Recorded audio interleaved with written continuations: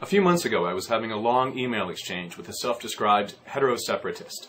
It was about hate crime statistics, and I told him that about 4% of the population was openly gay. And out of the blue, he turned that into a blog post about gays abusing kids. And he called it the Tishonite formula, using my unusual last name. And I thought that was pretty disgusting, attaching my name to this vile crime, but I shouldn't have been surprised, because that's where a lot of our opponents go. So we need to be armed with the facts, especially gay men, who are the usual targets of these sick lies and accusations.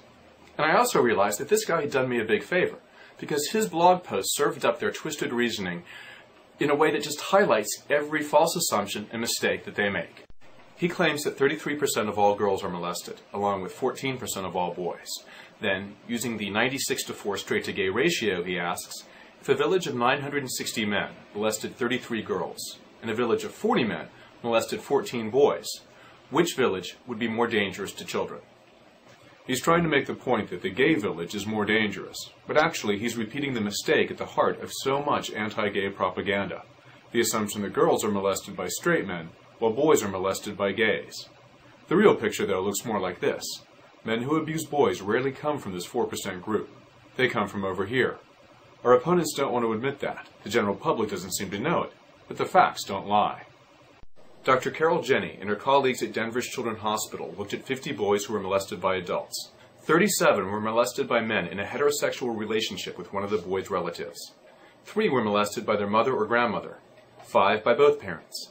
3 were molested by male family friends with no history of sex with men. 1 by an uncle, also with no history of sex with men. Finally, 1 boy was abused by a man who was possibly, but not clearly, identified as gay. All these cases are tragic, but there's no reason to single out openly gay men as a special threat. So who are these non-gay men abusing boys? Well, some aren't straight or gay. They're not attracted to adults at all. They're only attracted to kids. These are pedophiles. They're fixated on children. Others do have a straight sexual history, a sexual history with women, but under the wrong circumstances, they regress to desiring children. But why would a straight man, attracted to women but not to men, be attracted to boys? Well, first you have to ask why they're attracted to children at all. And the answer seems to be that these disturbed individuals get off on a power rush that they can't feel with an adult relationship. And as for why boys, well, researchers asked them that question, and the answer came back that the boys had no body hair, and their bodies were soft and smooth. In other words, not manly. And of course, straight men often have more access to boys than they do to girls. The vast majority of men who abuse boys either aren't attracted to adults of either gender, or are straight men with an emotional disturbance that sends them regressing back to kids. In study after study, only the tiniest fraction of these abusers show any interest in adult men, a percentage well below the fraction of openly gay men in society. That's why the American Psychological Association testified to the U.S. Senate there is no evidence that homosexuals are more likely than heterosexuals to molest children. Some of our opponents don't care about this distinction. Peter LaBarbera says, who cares if a guy is married? If he's into molesting boys, that's homosexual behavior. Who cares? Really? The first point, and this is the minor point, is that if we're talking about marriage equality and gay adoption and don't ask, don't tell, we're talking about openly gay men. So it doesn't make any sense to fight us with stats about men who are married to women. But here's the real point.